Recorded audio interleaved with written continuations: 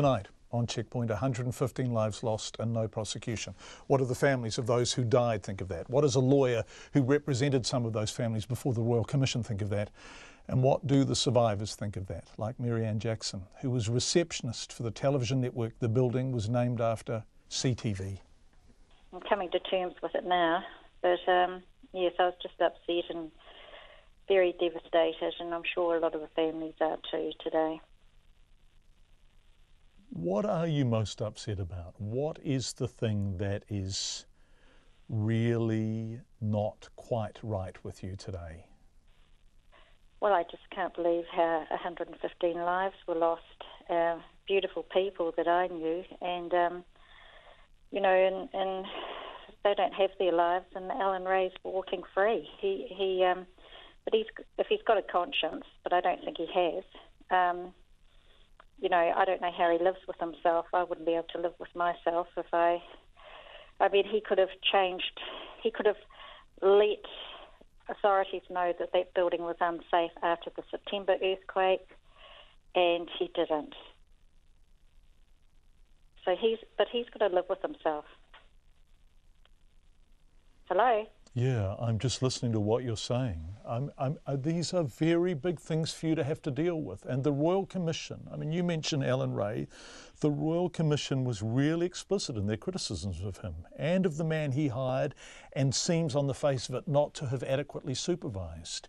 Is he, Alan Ray, the man you would have liked to have seen prosecuted? Yes, definitely. I don't really blame David Harding, because he wasn't qualified. He wasn't up to designing a building of that level of so many stories. But Alan Ray was. He's meant to be a doctor of engineering. So, you know, and he didn't oversee him. He just left him to his own devices. So, you know, and 115 lives were taken. Okay, it was a natural disaster, but 115 lives, that's a lot of people. And I think they need to pass a law in New Zealand for corporate manslaughter. Until they do that, nothing probably will happen. But it doesn't mean to say the families will give up. A lot of the families, you know, we're in a group, a families group, and we'll probably keep on fighting. A lot of them might give up, but I know a lot won't, and there'll be other avenues we can go down. And I definitely won't give up, because I know if I had lost my life and some of them would have lived, they would have fought for me too, for justice and accountability. So I'll keep on. How many friends and workmates did you lose, Maryanne, in that awful... 16 people. Mm. And they were all beautiful people. They went to work that day and never came home. And as I said, here's Jo Giles. It would have been her birthday yesterday. And I see on Facebook her beautiful grandchildren that she's never met, you know, and she would have loved them.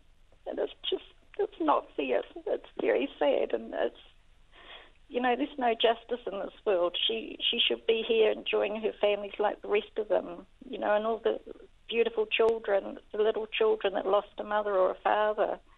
You know, it's not right.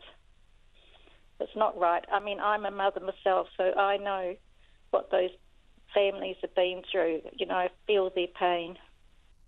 Maryanne Jackson, who was the CTV receptionist, she managed to get out of the building as the earthquake began, and she survived.